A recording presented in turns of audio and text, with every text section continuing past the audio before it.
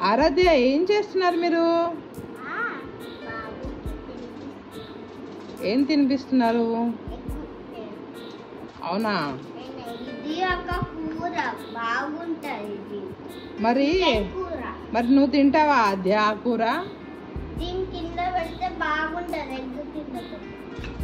కాదు, నువ్వు తింటావా వెజిటబుల్ అవి లాంటివి? నువ్వు దానికి పెడుతున్నావు, నువ్వు తింటావా? ఓకే. ఆరాధ్య నువ్వేమేమి పెడుతున్నావు మీ బేబీకి?